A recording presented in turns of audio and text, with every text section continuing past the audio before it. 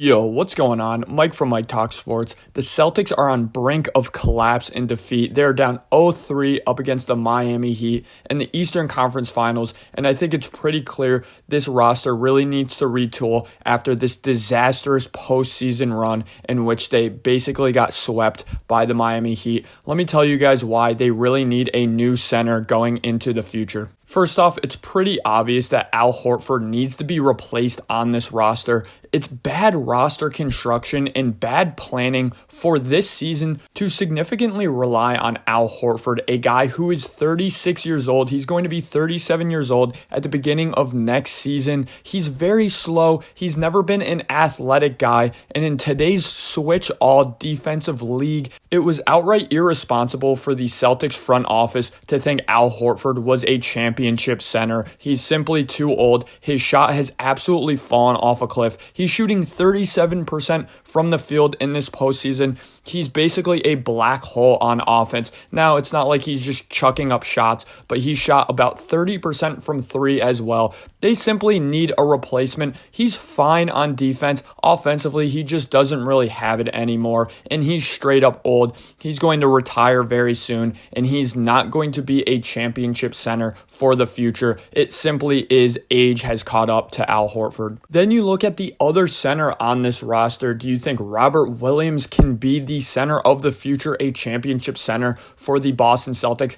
Absolutely the fuck not. Here's my Robert Williams rant. He's one of the most overrated role players in the entire NBA. Let me tell you guys why. First off, it's durability and injuries. This guy is never going to stay healthy. This guy, to expect from Robert Williams to be a guy who's going to get 35 minutes a game a night in the postseason is straight up unrealistic. To expect this guy to play 60 regular season games and then play the entire postseason healthy is so unrealistic. 6'9" Robert Williams is so undersized for the center position. He's banging down low with centers. He's this grit and grind guy who's going to bang down low, box guys out for rebounds, be that chippy, hard-nosed basketball player for the Celtics, but he's 6'9" in a league in which a lot of the big men are 7 foot.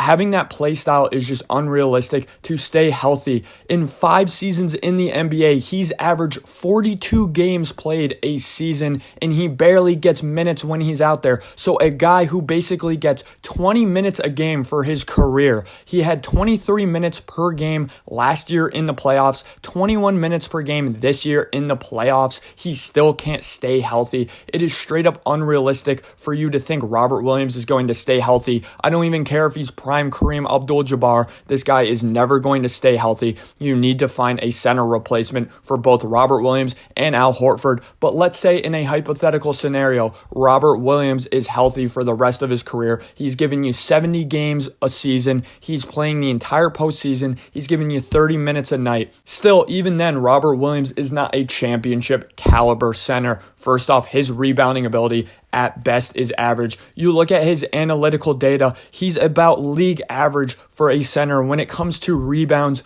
per minutes played, he's averaged 6 rebounds per game over the last 2 postseasons. That's fine. That's nothing special. This season, he averaged about 8 rebounds a game. And again, in his minutes played, that's not horrible. But when I watch a game like Game 2 of the Eastern Conference Finals, he played 25 minutes and he had 3 rebounds out there. He simply is too small out there to significantly rely on him being your main rebounder. He's just not lengthy enough on the boards. He simply gets outlengthed, outsized, and outbodied on the boards consistently. And then you look at his offensive impact. Is he a guy who's getting a bunch of offensive rebounds? No. Is he a guy who can shoot even a mid-range jump shot? Absolutely not. His 3 is an absolute 0. His passing ability is about average for a center. He does nothing offensively. Defensively, I completely understand. He's really good at defending in the paint. But let's be honest, a really good 7-footer in the NBA, that's barbecue chicken on Robert Williams. He's not doing a thing in the paint to a really good center. What is he doing in the paint against a power forward and a small forward? Really good things. He's a really good team paint defender. But is he a good individual paint defender up against the best centers in the league? Absolutely not. Again, can he guard the 3, the 4, the 2, the 1 in the paint? Yes, he can. Is he a good switch all center who could keep up with some wings, some 3s, some 4s on the perimeter? Sure. But a good wing, a good 3, a good 4 is cooking Robert Williams on the perimeter. He's just not a good center. He's so overrated. He's a fine role player to get 20 minutes a night to be a backup center, but he's not the center for the future for the Boston Celtics. So in my opinion, I think it is very clear the Celtics do not have their starting center. They do not have a championship caliber center on the roster. What would I do first? Obviously, you look towards the draft, but I've been analyzing the 2023 draft. It really seems as though the center talent and the 7-footer talent is really lacking in this draft class, especially late in the draft, and that's when the Celtics would be drafting. They keep trying to hit these late round picks, and to be honest, it is a very spotty record with the Boston Celtics in those late round picks. So I think that is a very unreliable way to try to build this roster at this point. You look at some of the free agents.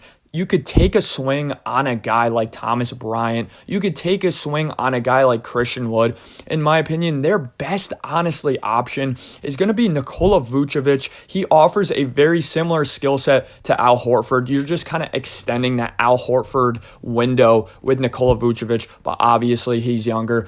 In my opinion, what I would do if I was the Celtics, honestly, I would pick up the phone and I would try to trade for someone. The first guy that comes to mind is honestly a Kristaps Porzingis, a guy who in his prime, at his peak, has been really good on the rebounds, has been really good on the boards. His perimeter defense is not good, but his paint defense is solid enough. And of course, he's a very good shooter. But to be honest, there's not that many options for the Boston Celtics to attack at the center position. Thanks for listening, guys. Let me know in the comment section below, do you agree with my take that Robert Williams is one of the most overrated role players in the NBA? Do you agree with my take that the Boston Celtics need a new center? And if so, who should be the starting center for the Boston Celtics in 2023? Thanks for listening, guys.